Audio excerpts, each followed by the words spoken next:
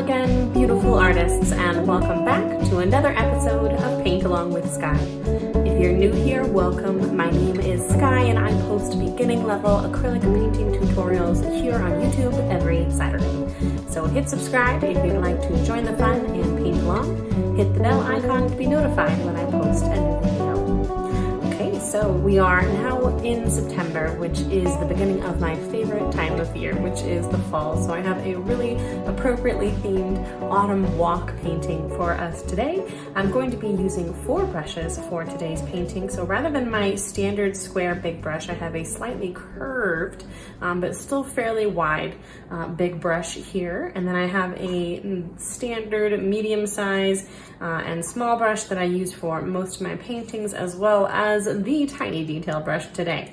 Gonna get those in my water cup off the side of the screen. The colors that I'm going to use for my background step are going to be a bright cadmium yellow, a bright orange, this is an ultramarine blue, and a phthalo green. I have a warm brown, like a burnt sienna type brown, and then just a little bit of white.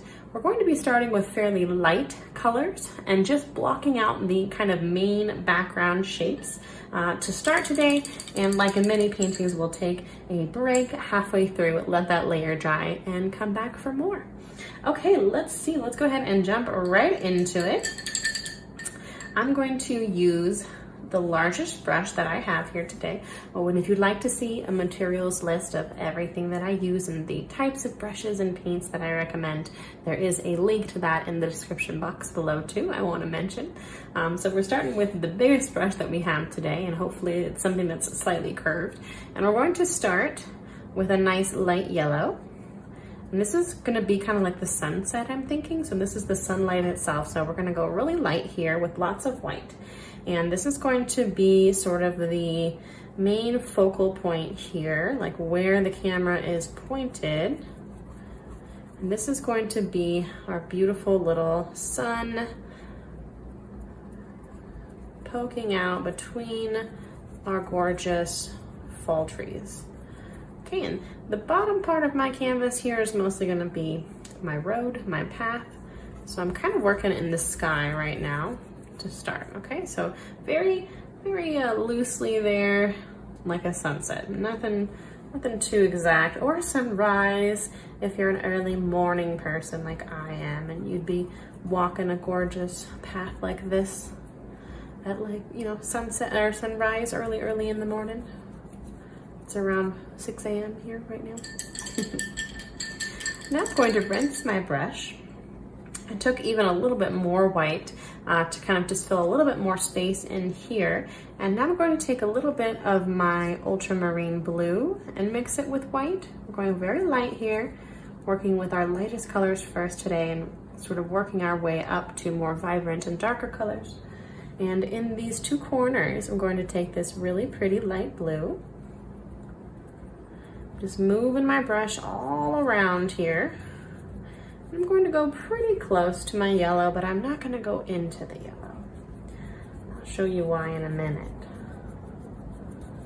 So, if you're familiar with the color wheel and how to blend colors, mix colors, you'll know that blue plus yellow equals green. That's right. So if we were to take our blue into our yellow here, we would create green, which we don't necessarily want in our sky. If you see what I'm saying, we could have some green down in our forest, but right now we're trying to let the beautiful sunny sunlight yellow kind of fade into the blue seamlessly, and the way that we're going to do that is just with white. So I rinsed my brush again, and now I'm going to take that white. I'm just going to go in there real quick, right in between there, and I'm just going to give it kind of one quick pass with that brush stroke technique. Very light colors here, everyone. Don't want to go too pigmented to start. We're really starting light and we're building our way up from there. Okay, and if you were to overblend the real vibrant yellow with that blue, is where you're going to get that green, is right here where we're meeting the colors together. Okay, but that looks fine to me. We didn't get too blended. Okay, now can still use that same brush, or you can use a smaller brush if you'd like to. But I'm gonna use this one. I really like it. I'm going to make my path color. So I'm gonna start with my burnt sienna brown, and then I added a little bit of yellow and a little bit of white. This really can be any color of brown that you like, but I think that the nice warm brown is really pretty with the fall colors. And what I'm going to do now is have my little high focal point here of the painting of the top part of the path, and then I'm going to create a sort of triangle, a little bit wider on one side, and then I'm going to fill that road in with back and forth brush strokes. Really just starting with the lightest colors here. Nice warm brown. I'm just gonna flick the brush strokes over to the side here. Very important to go back and forth. You wanna cover the lines that you just created when you're creating that triangular shape. Okay, so we're pulling the brush stroke. You wanna have consistent back and forth brush strokes here. Very nice. All right, looking good. Okay, now we're just going to address these sort of empty spaces that we have left. And I'm going to create green deliberately with a little bit of blue and yellow, and then a pinch of our phthalo green as well. And that should give us a really pretty, vibrant forest green. Perfect. That's a little bit too vibrant as well, so I'm going to take some white, like I'm doing with many of my colors here. And I'm going to start adding some greenery and building these kind of behind our trees area here, which might not make a whole lot of sense quite yet, but it will later.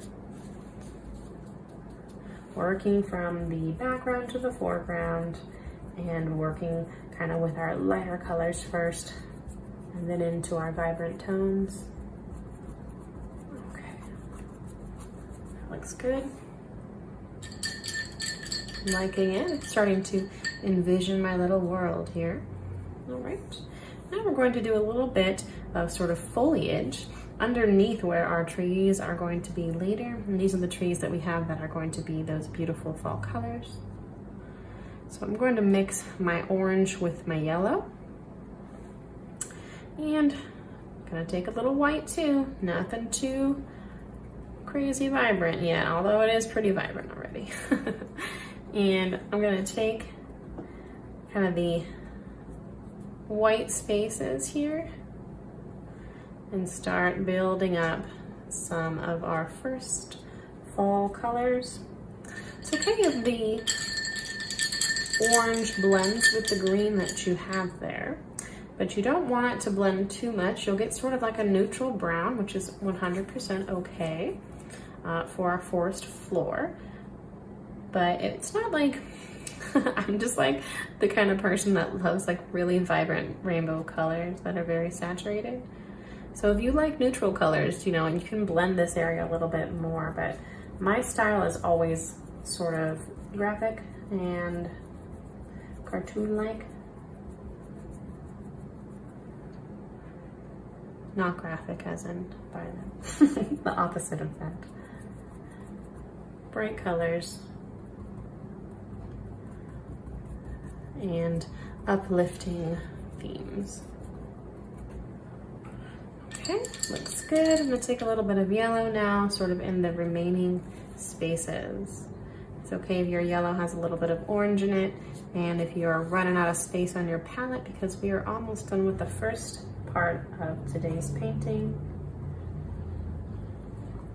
If you are painting along today, I do have a Facebook group that I created for my students to share their art, and it's called the Art Club. We would love to have you join us, and the link to join is in the description box below as well. So just taking that yellow into the remaining areas.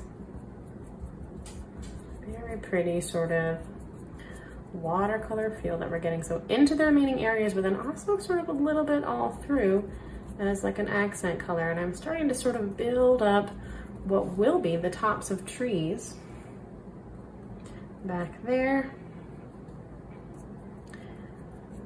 Okay, that's looking pretty good to me.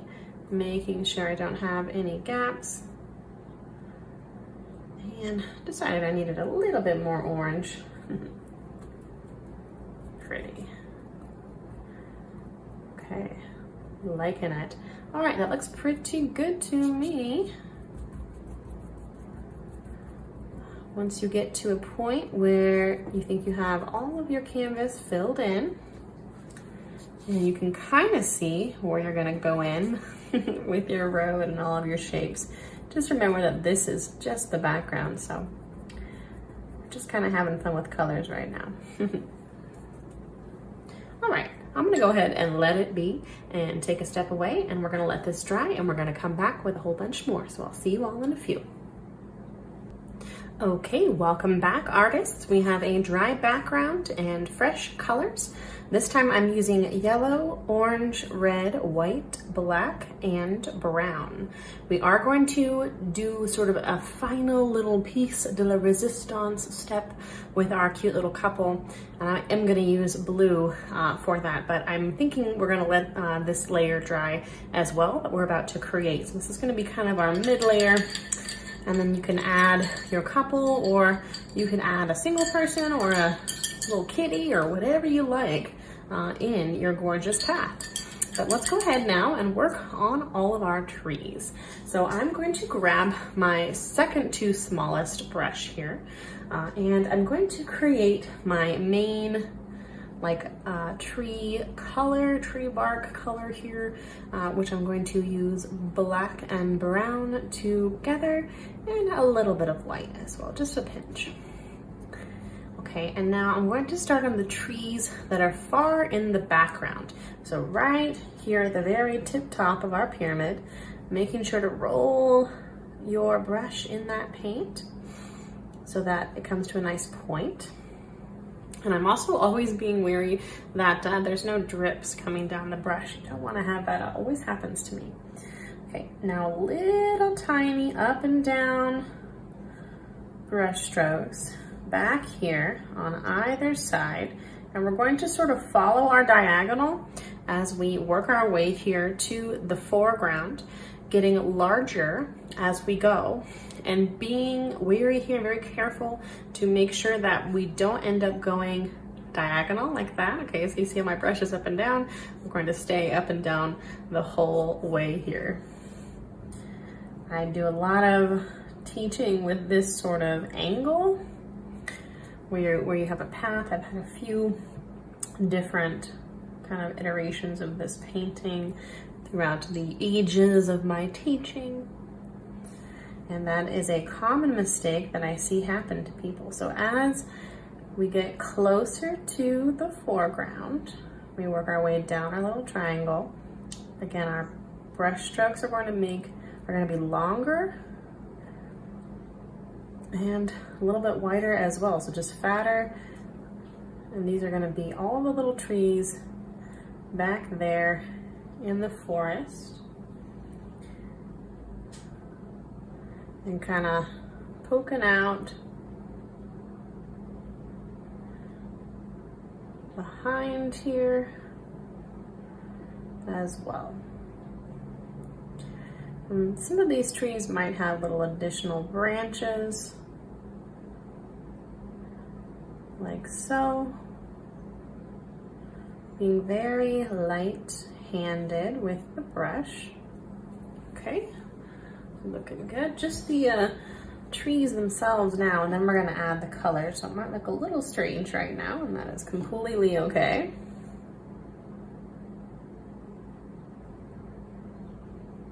Okay, looking good. And we're about midway down here. And I'm going to now kind of skip ahead a little bit because I want to do my largest trees, so that I can kind of build my forest from around them. So the largest trees are going to be the ones that are closest to us in the foreground and sort of the ones that are framing the sides here. And we're going to have a fairly thick base kind of poking out here from all of our fallen foliage. A little bit of a flare there. And then the top part of your trees, you're gonna start creating some branches. Okay, so these trees in the foreground are gonna have a lot more going on because we lose the detail as things go back into the background. Okay, so always starting with a thinner brush stroke than I might end up with, because it's always easier to make things bigger than it is to take the paint away. Okay. And your forest is just, it's gonna look unique. It's gonna look different than other people's. It's gonna look different than mine, and that is completely okay. I'm going to be kind of building a sort of partially deliberate frame around the painting here, but remember that there is no such thing as perfection, and nature gets very chaotic. So you can kind of just have fun with this and build your little forest. Truly the late summer, so being originally from the west coast of the United States, we have very bad fires here.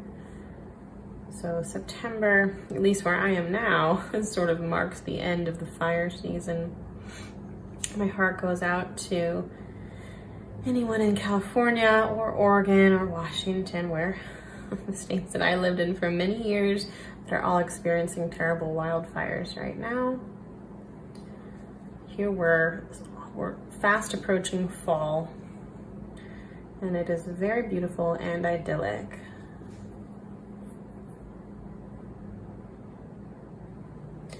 But this time last year, I was right there with you guys, so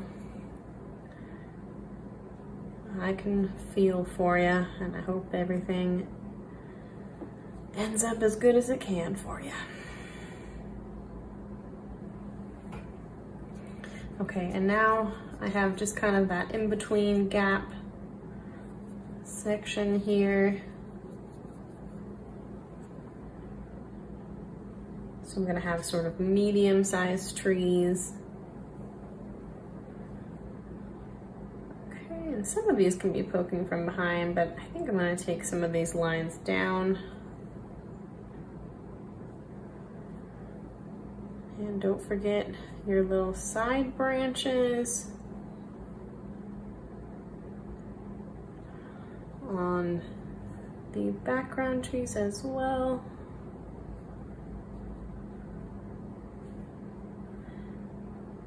There we go. These are gonna look a lot better once we put all the foliage on. Okay. That looks perfect. Now I'm going to do the same thing on the other side. This is probably the most time-consuming step of the painting. So take your time and make it count. Make it count, make it just the way that you'd like it to look. And no stressing out allowed in painting. I know that's sometimes easier said than done. So I think I'm going to do the same thing where I just like to know kind of where I'm going with these big ones. Big happy tree. Okay. Let me know what the weather is like where you're at. We're starting to get these fall colors here already. And I liked adding the green to this painting as well, because you could do one without green and have just the fall colors, and I thought about that, but September, beginning of September right now is sort of early fall, so those colors are involved as well. So pretty. I really do find so much joy in this time of year and the winter as well. I'm not a creature of the heat, particularly when the heat is very sticky. Can't handle it. This Viking girl overheats quickly. Okay. Very, very pretty little trees today. Feel free to upgrade or downsize your brush size if you'd like. So I've been really comfortable using this sort of small medium size brush. But you could use a smaller one if you'd like a little bit more control, or a larger one if you feel like it's taking too long. Just kind of wobbly lines here. And we're being mindful here of staying on that diagonal. That's everything for this painting, okay? I know it's kind of scary to put the dark color on our beautiful, colorful background, but very important step with this dark brown. So you can see sometimes I'm gonna do like a little bit of a diagonal. Our trees are gonna be actually poking out of piles of the fallen foliage.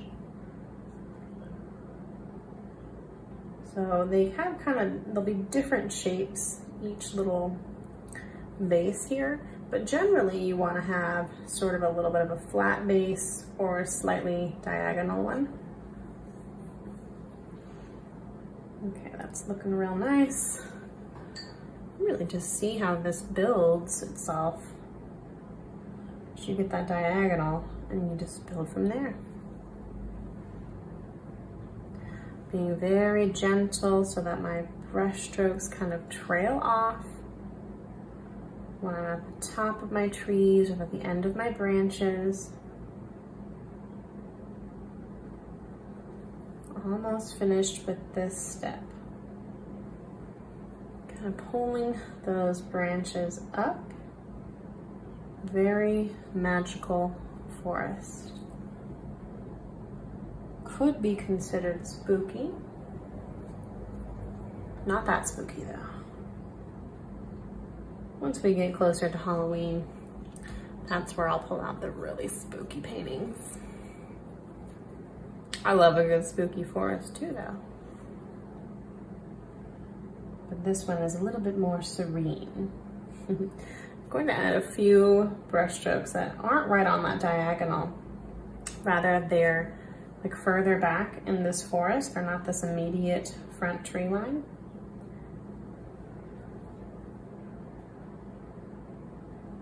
Okay, maybe these are like younger trees as well, so they're not quite as developed. So they're a little thinner.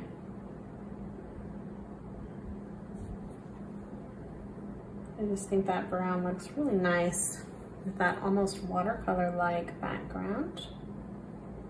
Very pretty. Okay, I think we are almost ready to start adding our foliage.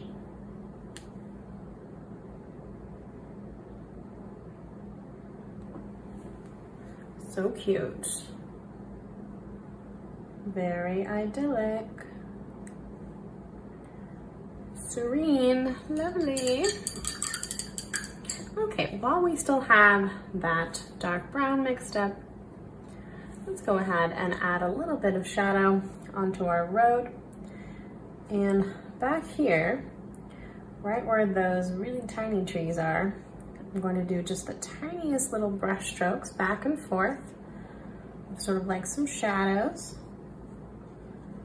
This is also going to start giving our road just kind of some interest as well. And then we're going to have some shadows around our trees, but remember we have our foliage here on either side. So I'm going to start doing that really delicate little kind of flick of the wrist here to sort of scribble my way around and create some shadows for that foliage. And then also bringing some back and forth brush strokes into our road. So this is a very subtle step, very, very, very light texture on our brush stroke, light pressure, not very thick brush strokes. And really just flicking the wrist here and creating some shadow in that foliage. And come up a little bit too. Reminds me of like the scribbly motion that you might make when you're doodling as a little kid. Okay, that looks good. And now same idea here. That really just makes the road look a lot more like it kind of makes sense. Don't want to have your trees sitting just on your road. You want to make sure that they look like they're poking out this beautiful foliage.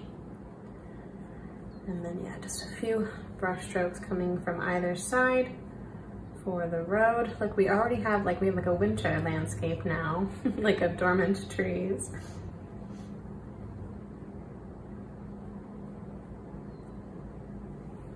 I noticed last year in the Pacific Northwest in the fall, the trees were so vibrant, but they fell to the ground very quickly because of all the rain. So it's like, oh, how beautiful. Oh, there they go.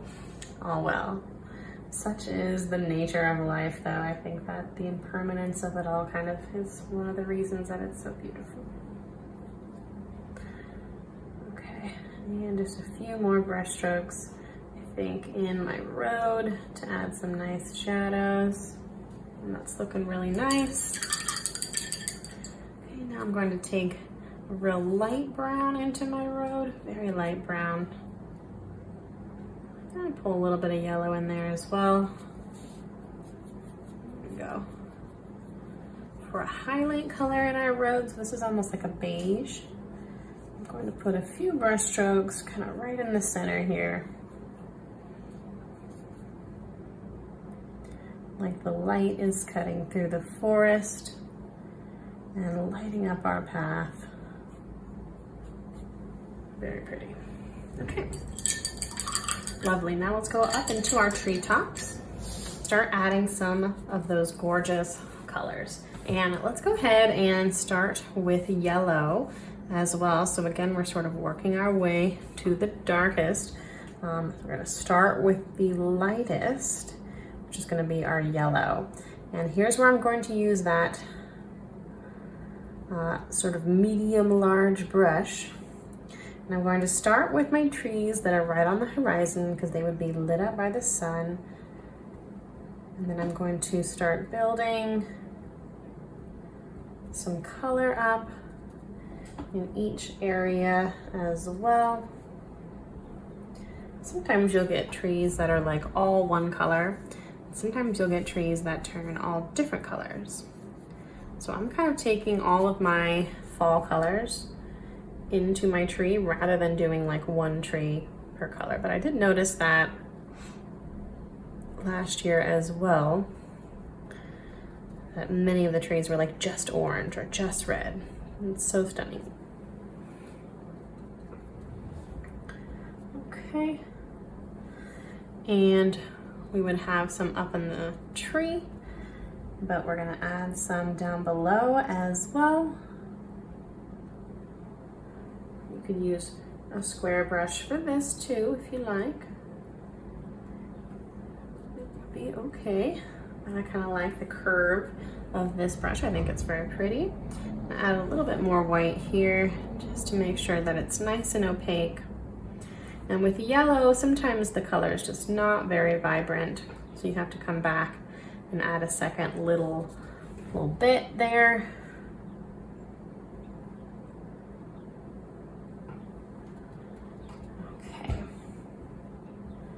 Kind of jumping all over and added some yellow in each area and just taking the opportunity to get a little bit of second coat in some of these areas. Okay, beautiful. Now we're gonna add some orange in Let's mix the orange with the yellow.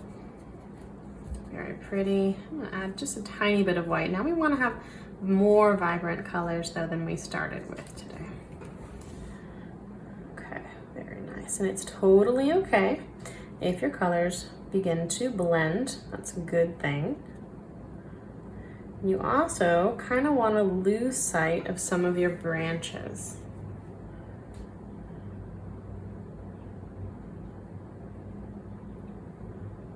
Okay. Looking good. And again, just like with the yellow, the orange doesn't quite have the coverage power that like a brown or a green or a blue does. So you might need to do a second little touch. Very pretty. And then just bringing the color down to the ground as well.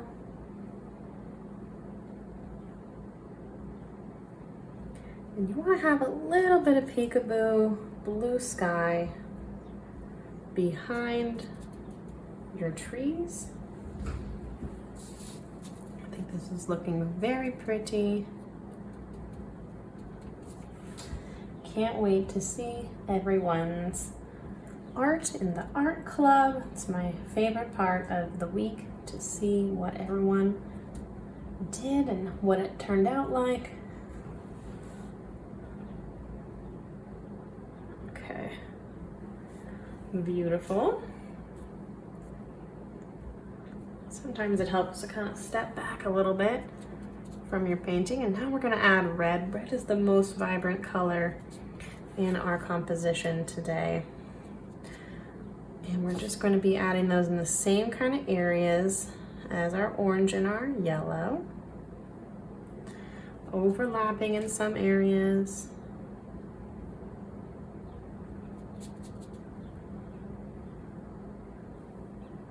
Like so. I really like it when the colors blend in such a way. It just looks so nice.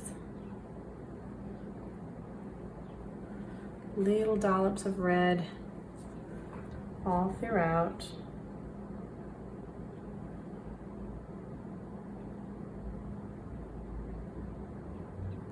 All the tops of the trees.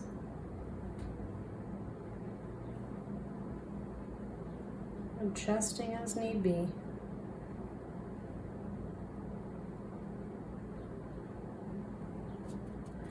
Very tiny brush strokes back there. Little details like that, I feel like, really make the painting.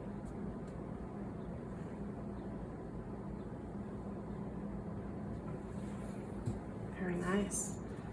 Okay, we are almost finished with our foliage, which was a huge part of today's painting. So if you've made it this far, congratulate yourself.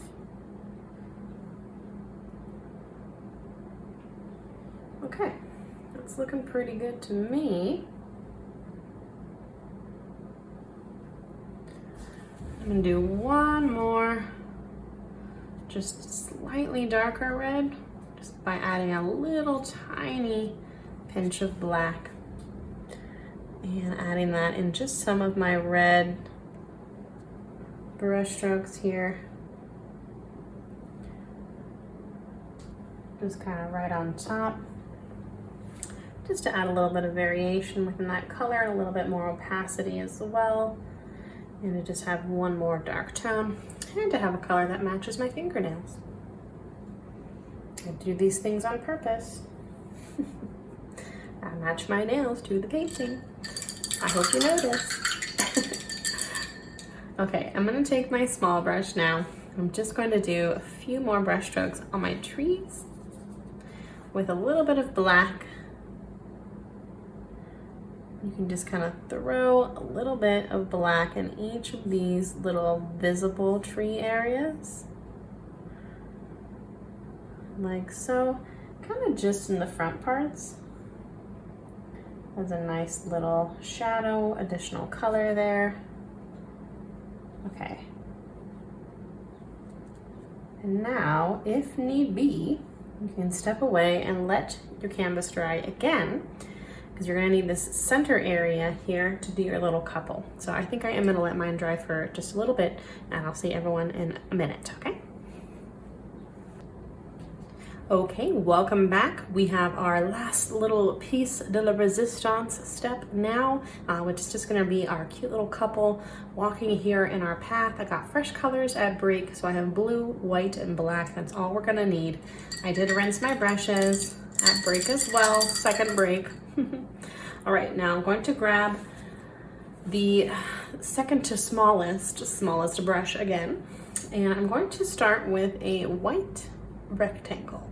And this is going to be my lady. I want to go pretty high up, but not high up enough to where we can't fit them. So a little bit further up than halfway, roughly. I'm going to start with this rectangle here. And I'm going to have a little curved skirt, like so. And then right next to that white rectangle, I'm going to have the black rectangle. And that's going to be the gentleman or partner of whatever gender, but someone a little bit taller. And this person is going to be wearing black. So we're going to do a rectangle ending at about the same height. Okay, now this is our gentleman here. So he's going to have his arm wrapped around his girlfriend or whatever, and a little triangular arm like so. Very cute. And then two little legs here poking out from what would probably be his jacket. And you're going to want to have one that's just slightly shorter, as if he's walking forward. And then maybe she's just a little bit further ahead. So a little bit shorter legs there. And that makes it look like they're sort of walking together.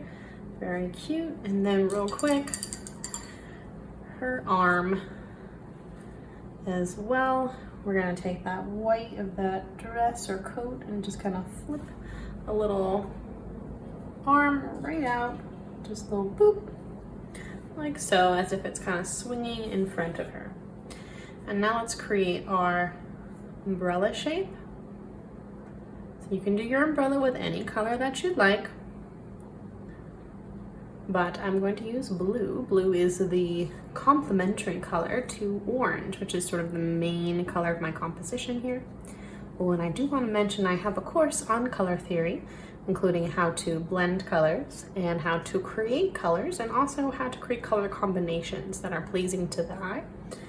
So this is one of those tricks, is to do the blue and orange here. So from the bottom, I'm going to have a little curved line. So we're not going to see their head. Picked up a little bit of black there, but that's okay. And then a sort of domed top here for the top part of the umbrella. Maybe a little bit further down. Again, always starting with a smaller shape than I think what it's going to be, so that it's easily adjustable just like that. Very small shapes here, so I think I'm going to go ahead and switch to my smallest brush now for my final little details.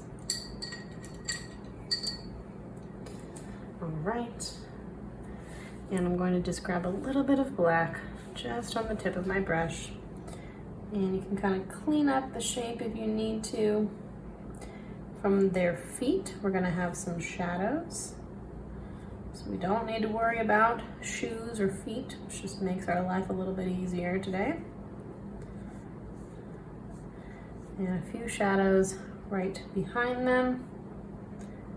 And then I'm going to kind of shadow the curve of her arm and a few little flicks of the brush up from the bottom of her skirt to show the sort of flounce of the skirt there.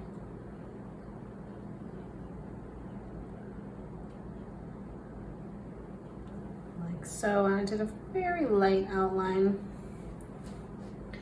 Okay, and then I'm going to go ahead and do a very light outline of the umbrella. You can even do a little top part of the umbrella. And then we're going to do a few brush strokes like so, going through the umbrella as well. I think I do want to shadow both sides of her little arm right there. That looks perfect. And then a little bit of white mixed with some blue for a nice highlight right in the sort of center parts here with some curved brush strokes. Okay, and less is best with these little shapes. If you got too heavy-handed anywhere and you want to tone down those highlights or shadows, you can grab some blue and kind of just tone it down a little bit if you'd like. And kind of play around with it slightly until you like it.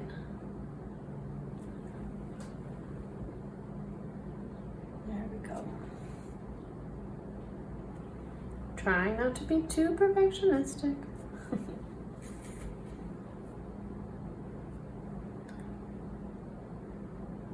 All right, that's looking pretty good to me. It's pretty cute. Let me know what you thought of today's painting in the comments section below. I would love to see you over in the art club. And that is all the instruction that I have for everyone this week. So thank you very much for tuning in. And until next time, stay creative.